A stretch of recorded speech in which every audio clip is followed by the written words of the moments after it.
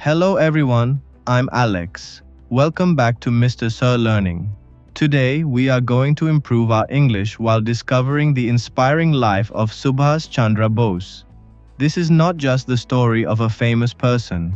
It is the story of a man who believed that freedom was worth every sacrifice. So, let's begin. Imagine a young man standing at one of the biggest crossroads of his life.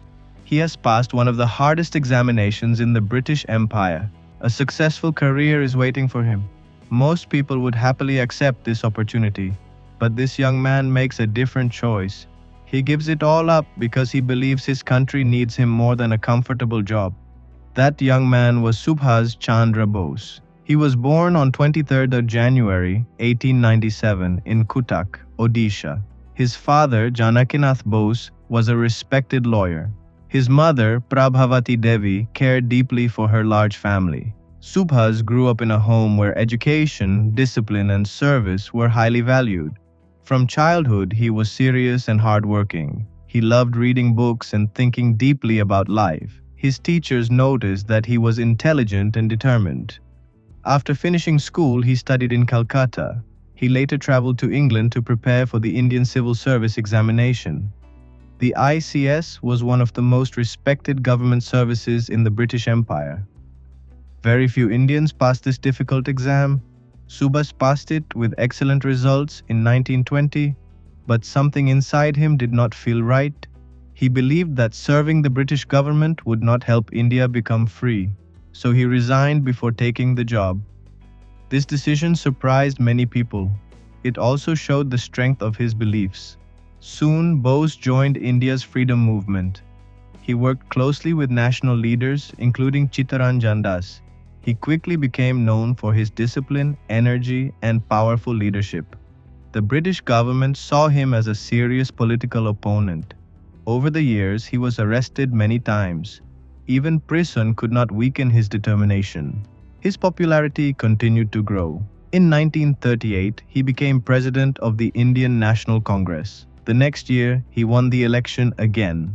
However, he had important differences with some senior Congress leaders, including Mahatma Gandhi, especially about the methods and speed of achieving independence. Because of these disagreements, he resigned and later founded the Forward Bloc in 1939. The Second World War soon changed everything. Bose believed that Britain was weaker because of the war. He thought this was the right time for India to fight for complete independence. In 1941, while under British house arrest, he made a remarkable escape from Calcutta. Disguised to avoid recognition, he secretly traveled through several countries before reaching Germany. Later, he traveled by submarine and eventually arrived in Japanese-controlled Southeast Asia. There, he took charge of the Indian National Army, also called the INA. Many of its soldiers were former Indian prisoners of war and volunteers from overseas Indian communities. Bose inspired them with his famous words, "Give me blood and I will give you freedom." For thousands of people, these words became a symbol of courage and sacrifice. In 1943, Bose announced the Provisional Government of Free India, also known as Azad Hind. Several countries recognized this government during the war. The INA fought alongside Japanese forces in campaigns toward India's northeastern border. They reached areas near Imphal and Kohima. However, the military campaign was unsuccessful. Difficult weather, supply problems, and changing conditions in the war forced the INA to retreat. As World War II came to an end, Japan surrendered. The dream of military victory also came to an end. Then came one of the greatest mysteries in modern Indian history. According to official Japanese records, Subhas Chandra Bose died in an airplane crash on August 18, 1945 in Taihoku. Many people accepted this explanation. Others believed he survived. Several investigations were held after India's independence. Different inquiries reached different conclusions, and the debate has continued for decades. Because of this, historians often describe the circumstances of his death as disputed. Even today, Bose remains one of the most respected and discussed leaders of India's freedom struggle. His life continues to inspire historians, students, soldiers, and ordinary citizens. His leadership style was different from many other freedom fighters, but his goal was the same. He wanted India to become an independent nation.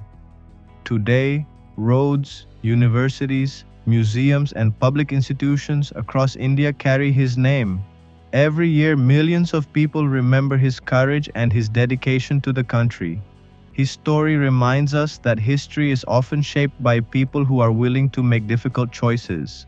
Before we finish, let's look at a few life lessons from Subhas Chandra Bose.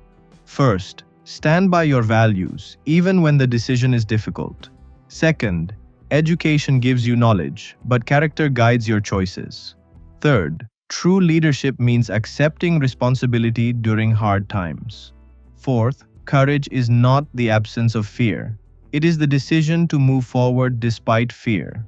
Fifth, success is not only measured by victory. It is also measured by the impact you leave behind. Sixth, love for your country should inspire service, honesty, and responsibility. Finally, never stop believing that one determined person can influence history. Thank you for learning English with me. If you enjoyed this video, don't forget to like, subscribe, and let us know in the comments whose inspiring story you would like to learn next. This is Alex from Mr. Sir Learning. See you in the next video.